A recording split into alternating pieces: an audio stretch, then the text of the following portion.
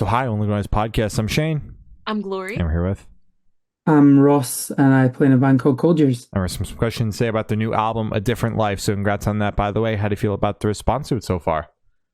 Good. I think it was a different record for us. No pun intended. Yeah. And no, I think the feedback's been really good so far. So I'm really stoked on it. That's Yeah. good. Hell yeah. The Hell album yeah. fucking rocks. Oh yes, I love it. Thank you. Of course.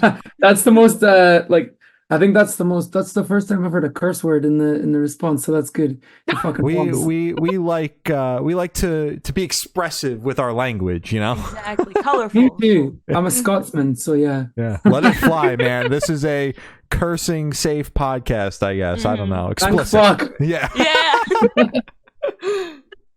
Beautiful. So is there any meaning behind the album title or cover art? Yeah, so the title, I think it relates to all the songs. I think we come out of COVID and we were writing a lot of this album through COVID. We wrote 2 records through COVID. This was the second one, and I think it was kind of weird because I think it made me realize how short life is, being kind of locked up and not being able to do the things that we all took for granted for so long.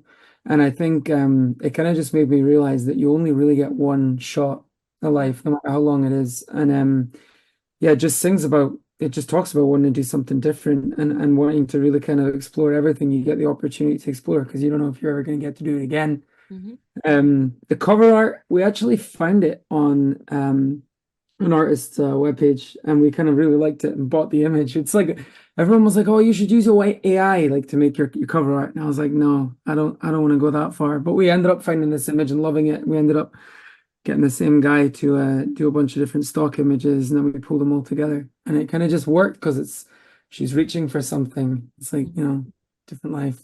Oh, yeah. Very deep. Love it. Yeah. I like it. Hell yeah. So can you tell us a little bit about your writing process for the album? Different.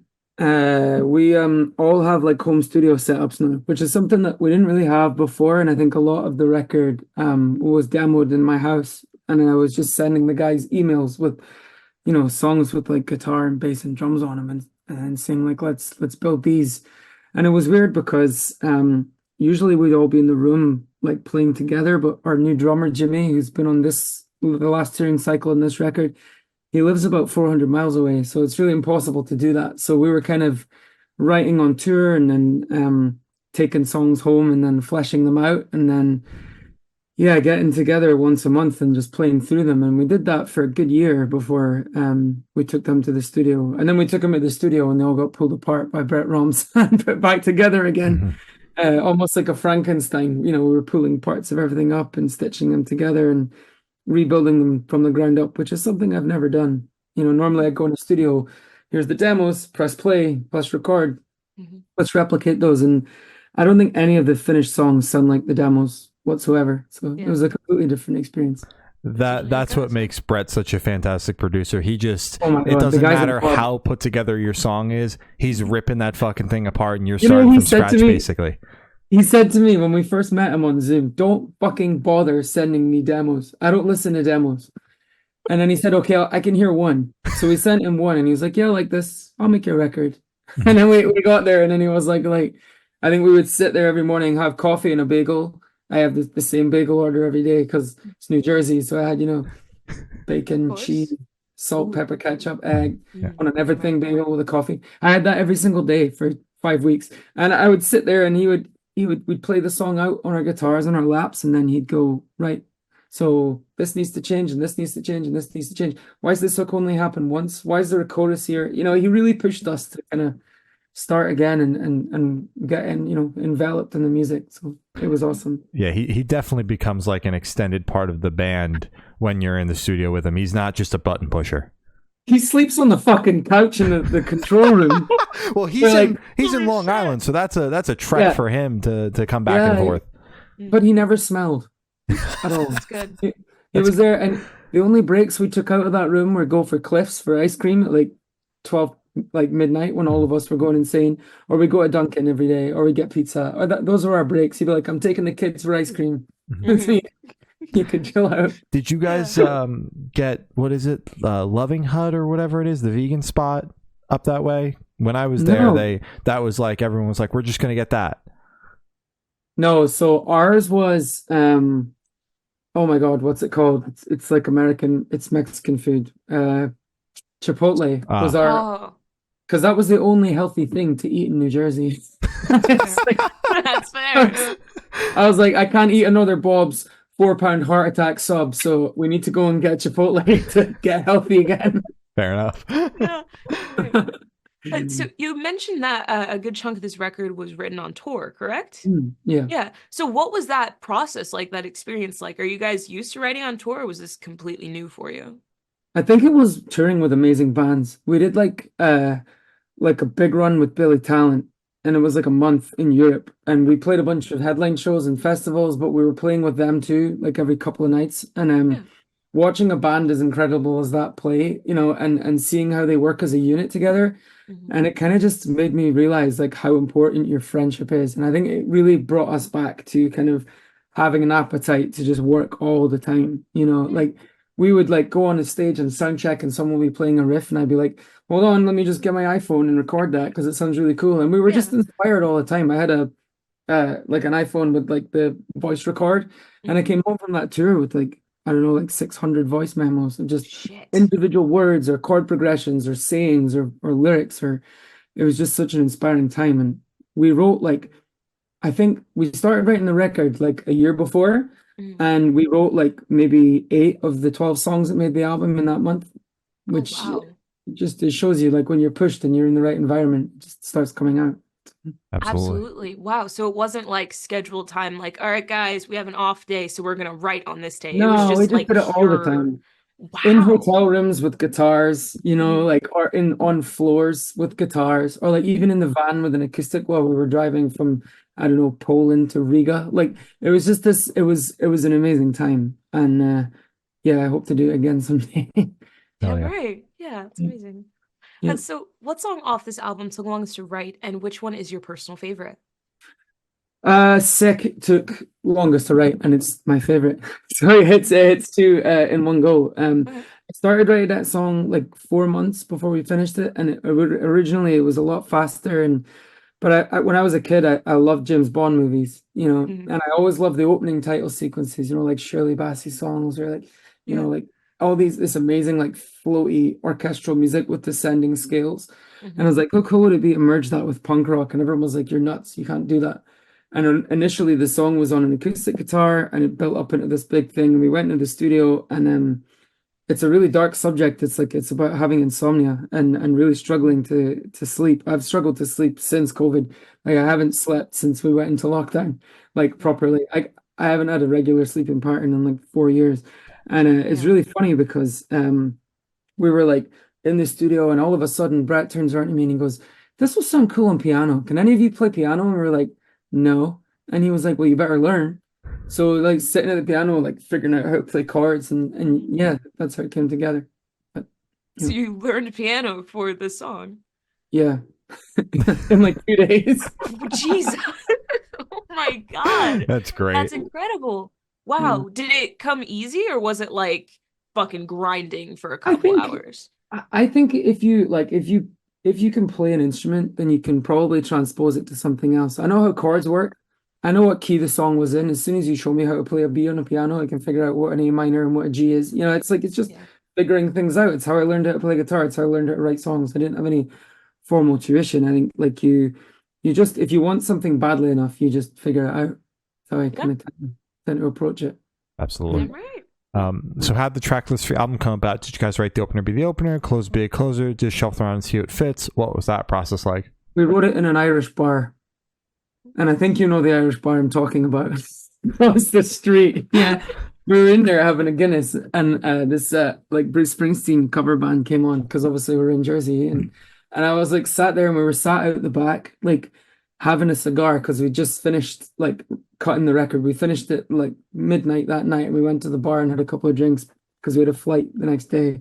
Mm. And we were just sat with a pen and paper, just sat on the waterfront looking across the lake Mm. just figuring out like we always tend to write runtime and stuff how I would listen to a record. All of us are avid vinyl collectors, so like Mm. I like to think of it as an LP, and you have to structure it that way. You can't have all the fast ones on one side and all the slow ones on the other side unless you're Ryan Adams. Like you have to change it up a little bit. And I always thought it would be cool to put Die Tonight last because it's the most aggressive song on the whole record. And I thought it'd be cool to end on this high because it makes people go, oh, I want to hear another fast one again. So I'll go back and listen again.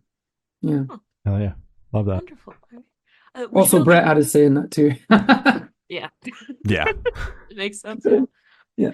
Would you be able to tell us where your headspace is at while you're creating this record? I hated myself. I think that's, it's funny, the first song, Over, is about like ending a sort of destructive relationship, and it was written from the perspective of my partner. And then I realized once I'd finished writing it, maybe I was severing a relationship with myself. I think I formed a lot of bad habits over the last few years just from having too much downtime, whether it's drinking too much or partying too much or becoming angry or self-destructive or the world's been a really uncertain place for a very long time. And I think as human beings, like it's hard to adapt to change like that. It's kind of violent. And I went through some therapy and I kind of explored areas of myself that I didn't know existed. And I was kind of going through that while writing this album. So it was kind of like I felt really exposed in some areas. And there were some places where I was like, should I really say this? And then you're like, well, you're not an artist if you're not scared to say what you think. So it was kind of a scary thing, but I think it was really exploring like the darker parts of my own personality a lot of the time. Putting out such a personal piece where like you're really exploring the deepest parts of you, was there any sort of anxiety in putting out this record? No, I think I was scared so I didn't listen to it at all we finished cutting it in November and it came out in April. So as you can imagine, there's various iterations of mixing and mastering that you go through. That process was finished by Christmas. It's very fast. Normally it takes months, but with Brett, I think we had like 2 mixes and that was it. Wow. And with the mastering, it was like first hit. So for me, it was really quick. And then I didn't listen to the album from Christmas up until the week that we came to release it. Obviously, we were playing songs in the room and stuff, but I hadn't listened to the record. About 2 days before we released it, I thought I'm going to walk my dog and I'm going to put on my iPhone and I'm going to listen to the songs. And I did. I was like, oh, fuck. I'm scared now because it sounds different and you're always going to piss people off. And I was reading the Chorus FM, like the disc, they have like a thread on us because Jason Tate's an amazing guy. He always puts out our stuff when he can. And there's like conflicting things where people are like, oh, maybe the vocal sounds different here, or this sounds different here, this is different.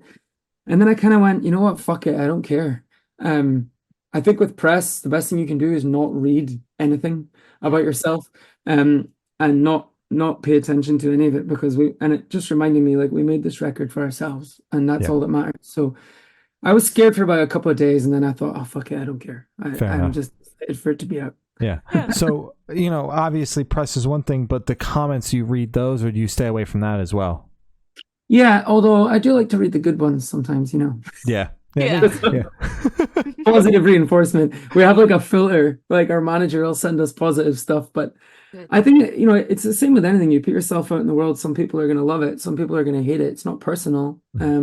Music is a subjective thing, and we've got a really supportive group of fans, and hopefully we've made some new ones on this. And maybe we'll turn some people off. I don't know. The guy that was sat next to me in the Irish bar when I was over in Jersey, he had a Make America Great Again hat on. He was like, fuck it, your band sucks. And I was like, I don't really care about your opinion. Completely dismissed. Hell no. Unfortunately, that's so Jersey. They don't like Bruce. How can we not like Bruce? And he's like, yeah, that guy's a liberal. I don't like him. And I was like, okay. Like, come on, man. Great. That's great. That was the worst American accent ever. I really apologize. I thought it was beautiful. It's okay.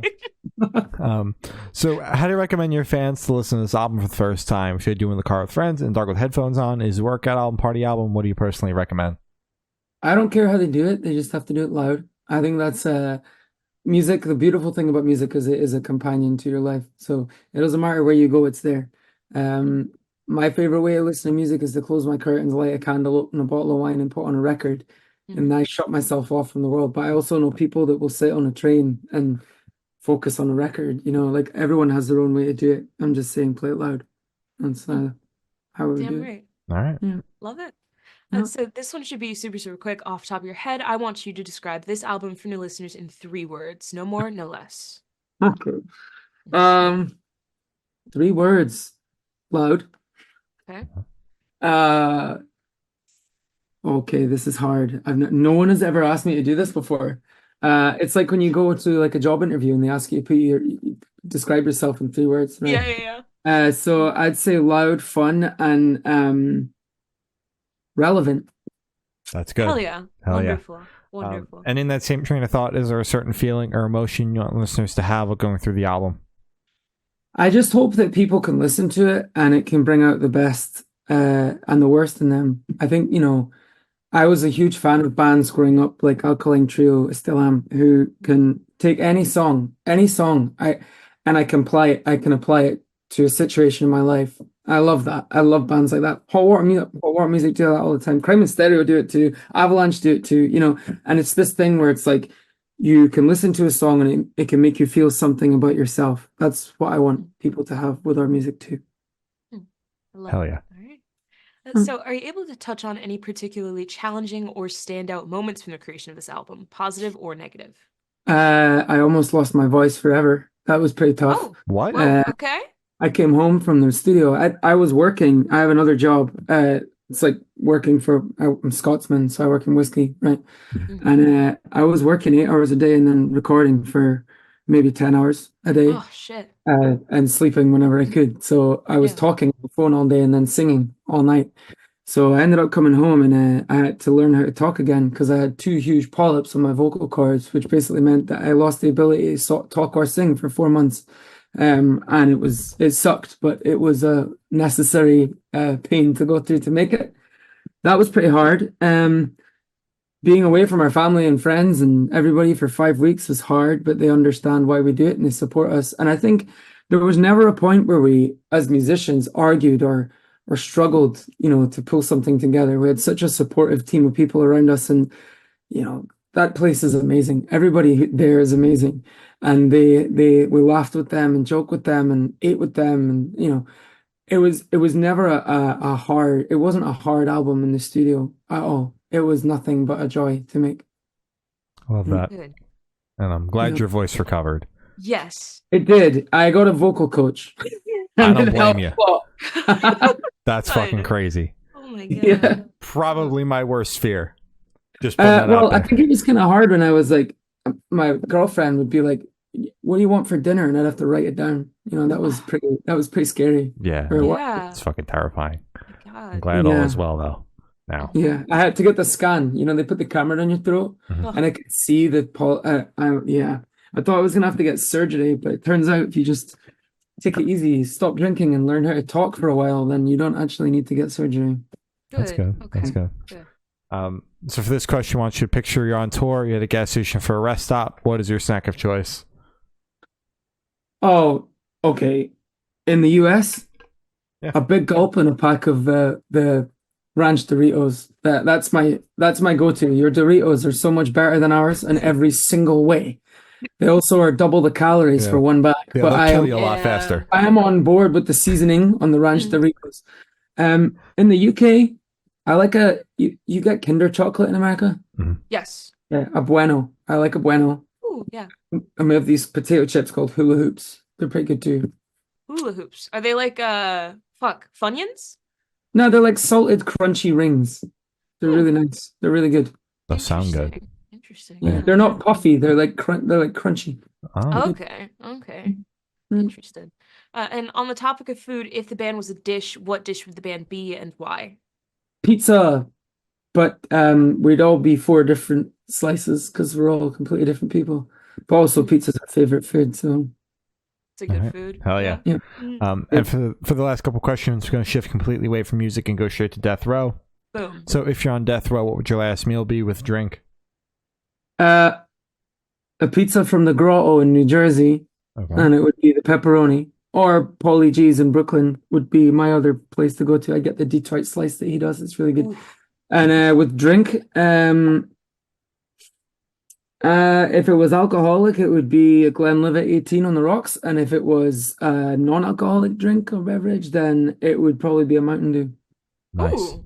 Any specific Mountain Dew, like Code Red, Baja Blast? The What are we OG talking? Baja Blast, the Taco Bell Hmm. Baja Blast. Yeah, there. Oh my God. I only had one, but it changed my life forever. Damn right. Yep, that's how it goes. That's how it fucking Yeah. goes. Yeah, Yep. Hmm. yeah. And if you could live in one fictional world for a week, where would you live? A fictional world. Fictional world. I'm watching Mad Men right now, Oh, and I love that show. I would live in 1960s America because it was a turbulent time, but also like there was so many new things coming. Like mhm. the world was changing so quickly, and yeah, I'd want to be in 1960s America. All Yeah. right. Hell yeah. Drinking a glass bottle of Coca-Cola. Mm. Yeah, I don't know where I'm going with this tangent, but yeah, that would be really good. All right. Sounds good. Listening to Led Zeppelin probably. All Okay. right. All right. Damn right. And I've the honor of asking the last question. Every single person that we've spoken to have said that it is the most important question. What's your favorite color? Black. I don't wear colors. I'm wearing color tonight because I was doing a run, but normally if you ever see me wearing anything, I'm in black head to toe. With a little leopard print maybe thrown in for color, but no, I don't. I'm a goth through Fair and through. I won't fight you on that. Usually I do. I usually nitpick and say black isn't a color because it isn't. It But isn't. I'm gonna let you have it. Okay. All right. Hell yeah. So as I said, that's all the questions I have today. Is there anything that you would like to plug? Our new record, A Different Life, which is out now on all platforms, and you can pick it up on our Bandcamp directly, and we will sell it to you in vinyl or CD format. But other than that, we'll be in the US next year touring, so hopefully we can play some shows and see a bunch of you people. Hell yeah. Because Hell yeah. it's a place that I've always wanted to play live music, and I can't wait. That'll be awesome. Wonderful. Well, thank you, Sal. It's been Ross from Cold Years, and we have been the Good Noise Podcast.